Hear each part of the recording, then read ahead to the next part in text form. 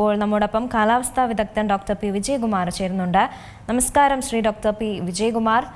ഇപ്പോഴിതാ കാലവർഷം ശക്തമാകുന്നു എന്ന് തന്നെ മനസ്സിലാക്കാം. പലയിടങ്ങളിലും അലേർട്ടുകളുണ്ട്, റെഡ് അലേർട്ട് ഉണ്ട്. ചില മലയോര മേഖലകളിലൊക്കെ തന്നെ പ്രത്യേകം ജാഗ്രതാ നിർദ്ദേശങ്ങളും നൽകുന്നുണ്ട്. ഈ മഴ ഇങ്ങനെ തന്നെ തുടർന്നു പോകാനുള്ള ഒരു സാധ്യത, അത് ശക്തമാകാനുള്ള സാധ്യത തന്നെയാണോ മുന്നിലുള്ളത്? അതേസമയം ഒരു മിന്നൽ പ്രളയത്തിനൊക്കെയുള്ള ഒരു സാധ്യത അതൊക്കെ എത്രത്തോളം ഉണ്ട്? നമ്മുടെ കാലവർഷം ഇപ്പൊ സജീവമാണ്. നമ്മുടെ കേരള തീരത്തു നിന്ന് കുറച്ചുകൂടി വടക്കോട്ട് നീങ്ങി ഗോവ, മഹാരാഷ്ട്ര ചില ഭാഗങ്ങൾ വരെ എത്തിയിട്ടുണ്ട്. അപ്പോൾ ഇതിന്റെ ഭാഗമായിട്ടുള്ള മഴ നമുക്ക് ലഭിച്ചുകൊണ്ടിരിക്കുന്നത് കാലാവസ്ഥയുടെ ഒരു പ്രവചന പ്രകാരം ഈ വരാൻ പോകുന്ന ഒരാഴ്ച, അതായത് ജൂൺ 4 തീയതി ആരംഭിച്ച് 11 തീയതി അവസാനിക്കുന്ന ആഴ്ചയിൽ അതിൽ കൂടുതൽ മഴ നമുക്ക് ലഭിക്കുമെന്നാണ് കണക്ക് കൂട്ടുന്നത്. അത് കഴിഞ്ഞിട്ടുള്ള 17 തീയതി വരെയുള്ള ഒരാഴ്ചയുണ്ട്. ആ ആഴ്ചയിൽ മഴ ലഭിക്കും, പക്ഷെ അത് ശരാശരിയിൽ നിന്ന് കുറച്ച് കുറവായിരിക്കുമെന്നാണ് കണക്കൂട്ടുന്നത്. അപ്പൊ എന്തായാലും അടുത്ത ഒരു 4-5 ദിവസത്തേക്ക് നമ്മൾ ശക്തമായിട്ടുള്ള രീതിയിൽ തന്നെ മഴ പ്രതീക്ഷിക്കും. കാരണം നമ്മുടെ കേരളത്തിന്റെ ഭാഗത്താണ് ഇപ്പോ ഈ ജെറ്റ് സ്ട്രീം എന്ന് പറയും, അതിന്റെ ഒരു ശരിയായിട്ടുള്ള കോർ വിൻഡ് കയറി നിൽക്കുന്നത്. അതുകൊണ്ട് തന്നെ നമ്മുടെ കേരളത്തിലെ എല്ലാ ജില്ലകളിലും പരക്കെ മഴ കൂടുതൽ ലഭിക്കാനുള്ള സാധ്യതയാണ് കാണുന്നത്. വരുന്ന ആഴ്ചയിൽ പ്രത്യേകിച്ചും വടക്കൻ ജില്ലകൾക്കായിരിക്കും കൂടുതൽ മഴ കിട്ടുക. എല്ലായ്പ്പോഴും അങ്ങനെയാണ്. ക്ലാസിക്കലി നമുക്ക് തെക്കൻ ജില്ല, തിരുവനന്തപുരം, കൊല്ലം ജില്ലകളിൽ കിട്ടുന്നതിനേക്കാൾ കൂടുതൽ മഴ ഈ സൗത്ത് വെസ്റ്റ്, തെക്ക് പടിഞ്ഞാറൻ കാലവർഷത്തിന്റെ ഭാഗമായിട്ട് നമുക്ക് വടക്കൻ ജില്ലകളിൽ കിട്ടും. അപ്പൊ അത് നമ്മൾ പ്രതീക്ഷിക്കണം. ഉയരം കൂടിയ പ്രദേശങ്ങളും ഈ മലയോര മേഖലകളും കേന്ദ്രീകരിച്ച് കൂടുതൽ അപകട സാധ്യതയുള്ള മഴയുണ്ടാവും. പിന്നെ നേരത്തെ ചോദിച്ച പോലെ മിന്നൽ പ്രളയം എന്നൊക്കെ പറയുന്നത് നമ്മുടെ മഴയുടെ അപ്രവചനീയത അങ്ങനെ ഉള്ളത് കൊണ്ട് നമുക്കൊന്നും പറയാൻ പറ്റില്ല.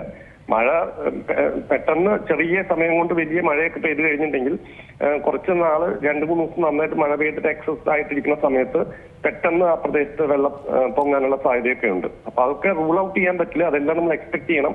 നമ്മുടെ മഴക്കാലത്തിന്റെ സ്വഭാവം മാറുന്നുണ്ട് എന്നുള്ളത് മനസ്സിലാക്കിയിട്ട് വേണം മുന്നോട്ട് പോകാൻ.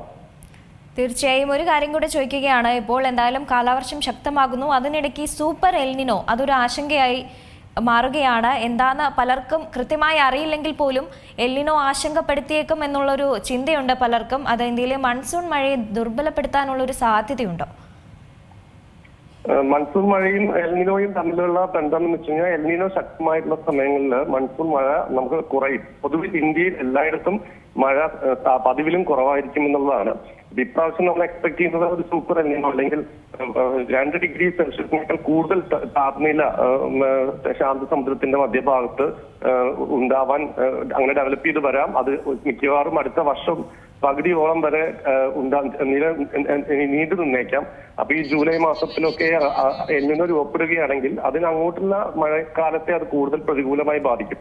പക്ഷെ നമ്മളുടെ കേരളത്തെ സംബന്ധിച്ചിടത്തോളം ഒരു അഡ്വാൻറ്റേജ് എന്ന് വെച്ച് കഴിഞ്ഞാൽ ഈ എൽനിനോ രൂപപ്പെടുന്നതിന് മുമ്പ് തന്നെ നമ്മുടെ 2 മാസത്തെ മഴ കിട്ടിക്കഴിഞ്ഞു. ജൂണിൽ തുടങ്ങി വടക്കേ ഇന്ത്യയുടെ സംസ്ഥാനങ്ങളിൽ, ചില സംസ്ഥാനങ്ങളിൽ ജൂലൈ അവസാനമോ ഒക്കെയാണ്, അല്ലെങ്കിൽ ജൂലൈ പകുതിയോടുകൂടിയാണ് മഴ എത്തിച്ചേരുള്ളൂ. അവിടെ സെപ്റ്റംബർ കഴിയുമ്പോൾ തന്നെ അവിടുത്തെ മഴ അവസാനിക്കുകയും ചെയ്യും. അല്ലെങ്കിൽ ഓഗസ്റ്റ് പകുതിയാകുമ്പോഴേക്കും അവിടെ മഴ വിഡ്രോ ചെയ്യും. പക്ഷെ കേരളത്തെ സംബന്ധിച്ചിടത്തോളം ഈ 4 മാസവും മഴ ലഭിക്കുന്നത് കൊണ്ടും അതിനുശേഷം നമുക്ക് തുലാവർഷം ലഭിക്കുമെന്നുള്ളത് കൊണ്ടും ഈ എൽനിനോയുടെ ഇമ്പാക്ട് കമ്പാരിറ്റീവ്ലി കുറവായിരിക്കും. പക്ഷെ എങ്കിൽ പോലും അത് ഈ മഴയുടെ സ്വഭാവം എങ്ങനെയാണ്, മഴ പെയ്ത്ത് രീതി, അതിനെല്ലാം ബാധിക്കാൻ സാധ്യതയുണ്ട്. തീർച്ചയായും വളരെയധികം നന്ദി ഡോക്ടർ പി വിജയകുമാർ ഈ ഒരു അവസരത്തിൽ പ്രതികരിച്ചതിന്. ഏറ്റവും പുതിയ വാർത്തകളും വിശേഷങ്ങളും വിരൽ തുമ്പിലറിയാൻ സീ മലയാളം ന്യൂസ് എല്ലാ ഡിജിറ്റൽ പ്ലാറ്റ്ഫോമുകളിലും ലഭ്യം.